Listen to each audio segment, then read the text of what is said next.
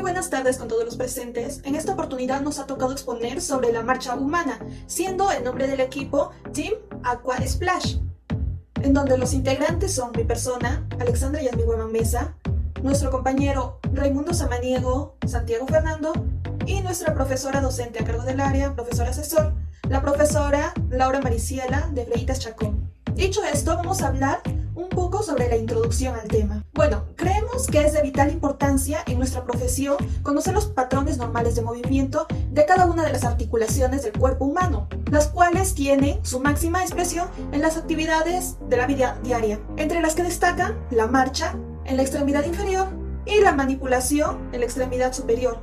La mayoría de los antropólogos coinciden en que la característica más antigua que se conoce del hombre no es su inteligencia, ni sus armas, ni su modo de vida, sino el caminar recto.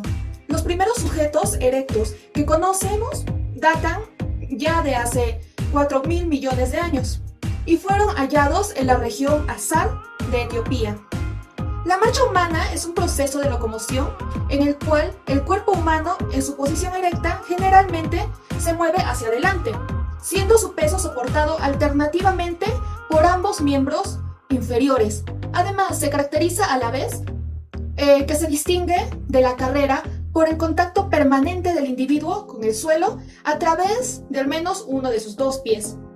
Pese al carácter individual de estos procesos, que durante los primeros años de la infancia se aprende, las semejanzas entre los sujetos distintos son tales que puede hablarse de un patrón característico de marcha normal. Ciclo de la marcha. El ciclo de la marcha es la secuencia del acontecimiento que tiene lugar desde el contacto de un talón con el suelo hasta el siguiente contacto del mismo talón con el suelo. Durante un ciclo de marcha completo, cada miembro inferior considerado pasa por dos fases. A. Fase de apoyo, en la cual el pie refiere está en contacto con el suelo. B. Fase de oscilación, en la que el pie se refiere está suspendido en el aire. La fase de apoyo constituye alrededor del 60% del ciclo y la fase de oscilación representa el 40% restante. Las fases del ciclo de marcha, para facilitar su estudio, suelen dividirse todavía en componentes más pequeños o en sus fases. Según la siguiente secuencia, el ciclo se inicia con el impacto del talón en el suelo a un 15%. El antepié también contacta con el suelo, por lo que esta subfase se denomina pie plano sobre el suelo o media. Al 40% del ciclo, el talón comienza a elevarse del suelo, su fase de despegue del talón o final. Al 50% despega el antepié, que culmina al 60% del ciclo con el despegue de los dedos, lo que indica también el comienzo de la fase de oscilación. La activación de perceptiles en esta fase es algo imprecisa, pero es la primera parte, se realiza el avance del miembro oscilante hasta alcanzar al miembro contralateral y la extensión de rodilla completa el avance del miembro inferior. Al cumplirse el 100% del ciclo, se produce de nuevo el impacto del talón con el mismo pie. Ahora vamos a hablarles un poco sobre los desplazamientos del centro de gravedad. Bueno, para realizar el desplazamiento desde el punto C hasta el punto G, el organismo cuenta con factores biomecánicos esqueléticos que intervienen para hacer que su trayectoria sea menos amplia, más suave y por lo tanto la marcha más flexible y más económica, que es a lo que cualquiera quiere llegar. Uno no quiere caminar cansándose, uno no quiere realizar su marcha agitándose o a que futuro le duela de repente partes de su cuerpo, sino que la marcha sea más suave para él y de esa manera más suave para con su cuerpo. Por ello, los factores biomecánicos que intervienen y suavizan los desplazamientos verticales desde el punto C hasta el punto G son, en primer lugar, la rotación de la pelvis. En segundo lugar, el descenso de la pelvis hacia el lado oscilante, hacia el lado movible. En tercer lugar, tenemos la flexión de la rodilla hacia el lado de apoyo. Luego tenemos los movimientos coordinados ¿de qué? De la rodilla, del tobillo y del pie. Rodilla, tobillo, pie. Luego también tenemos el principal factor biomecánico que disminuye la oscilación lateral desde el punto C hasta el punto G, es obviamente el ángulo femorotibial o valgo fisiológico de la rodilla, que nos va a permitir realizar una marcha más suave para nuestro organismo. De la marcha, progresión o avance. Existen dos tipos de fuerzas principales de avance. La primera se da con la caída del peso del cuerpo hacia adelante y comienza cuando el cuerpo está sostenido sobre una sola extremidad. El tobillo se flexiona hacia adelante y se acelera con el levantamiento del talón. La segunda es ocasionada por la oscilación de la otra extremidad. Estas fuerzas generan un momento de inercia que preservaba el inicio de la siguiente fase de postura, que inicia con el contacto del talón con el piso. Seguido de esta acción, el pie cae al piso y los músculos de la tibia lo empujan hacia adelante. Al mismo tiempo, los cuádriceps mantienen el fémur rígido para lograr que el muslo avance de la misma forma, de manera más lenta durante la fase de postura. El pie y el tobillo sirven como mecedora, permitiendo que el cuerpo se balancee sobre el pie de apoyo. Estabilidad. El balance o la estabilidad es una tarea difícil. Esto se debe a que el cuerpo es más pesado en sus partes superior y que al andar altera continuamente a la alineación. Durante la marcha podemos dividir el cuerpo en dos sistemas, el locomotor y el pasajero. Esta división se realizó analizando qué parte del cuerpo contribuye a la locomoción y qué partes no lo hacen, donde los brazos, la cabeza y el tronco constituyen la unidad pasajera y los músculos del cuello y de la espalda sirven para mantener la vértebra en alineación neutral. La oscilación de los brazos es una reacción pasiva de momento de inercia generando en la marcha. Se dice que es pasiva debido que si se anula el movimiento de los brazos en la marcha, no se ha demostrado que esto ocasiona incrementos en el consumo de energía. Conservación de la energía. Este tema va de la mano con la eficiencia de la marcha. La eficiencia puede estar definida como el gasto de energía por trabajo desarrollado, que en el caso de la marcha está dado por el consumo de oxígeno por metro avanzado. El oxígeno es consumido cuando los músculos se contraen, por lo que la eficiencia de la marcha se mejora, disminuyendo el esfuerzo muscular para caminar. Eso se da gracias a dos mecanismos. Uno, sustituyendo el esfuerzo muscular por uno de los momentos de inercia producido en la marcha. Y dos, evitar al máximo que el cuerpo salga de la línea de progresión. El uso de los momentos es máximo cuando las personas caminan a una velocidad natural, ya que cuando lo hacen más rápido y más lento existe la mayor fuerza muscular. En cuanto a la minimización de la pérdida de la línea de progresión, se realiza gracias a la coordinación de los movimientos de la rodilla, la pelvis y el tobillo para mantener una de las distancias constantes entre la extremidad durante la postura.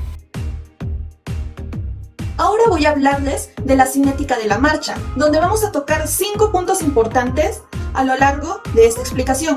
En primer lugar tenemos a la fuerza de gravedad. Bueno, como hemos señalado anteriormente, la marcha se caracteriza por la traslación del centro de gravedad de un cuerpo hacia adelante, llegando momentáneamente más allá del borde anterior de la base de sustentación, lo que origina una pérdida transitoria del equilibrio y la acción de gravedad tiende a hacer caer el cuerpo hacia adelante y hacia abajo, incrementando de esta manera la velocidad y transformando la energía potencial en cinética. En este punto, el pie que oscila se sitúa en el suelo antes de caerse, recuperando de esta manera el equilibrio, al ofrecer una base de sustentación mucho más amplia y evitando así la caída del cuerpo. En segundo lugar, tenemos la fuerza de reacción, que ejerce el suelo sobre el individuo a través de los pies y que es de igual magnitud que el impulso hacia abajo del pie durante la marcha, pero en un sentido contrario. En este momento, el choque del talón produce una fuerza de frenado, mientras que en el momento del despegue se produce una fuerza de empuje hacia adelante. En el impulso y en el frenado, la dirección de la fuerza de reacción es diagonal y puede resolverse en dos componentes. El componente vertical, que sirve para contrarrestar la tensión hacia abajo de la fuerza de gravedad, mientras que el componente horizontal sirve en el choque del talón para frenar el movimiento hacia adelante y en el despegue de antepié para generar propulsión. Si en la superficie del apoyo le falta solidez, como en el caso del barro, o la nieve húmeda, o de repente la arena, aquella ofrece una resistencia muy pequeña de contrapresión, que trae como consecuencia el hundimiento o el deslizamiento, que aumenta el gasto energético y disminuye la eficacia de la marcha. En tercer lugar tenemos a la fricción. Una fricción adecuada entre el pie y el piso ayuda a no resbalar. La fuerza de fricción o de rozamiento dependerá del tipo de materiales en contacto y de las fuerzas que ejercen presiones sobre ellos. Para que la marcha sea más eficaz, la fricción debe ser suficiente para equilibrar el componente horizontal de la fuerza del impulso y del frenado. Si es insuficiente, el pie se deslizará.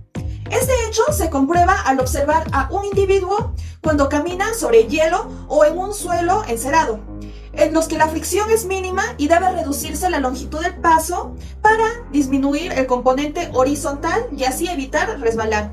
En cuarto lugar tenemos a la inercia. La inercia también es entendida como la capacidad del cuerpo o de sus segmentos de cambiar de un estado de reposo a un estado de movimiento, sin la intervención de alguna fuerza.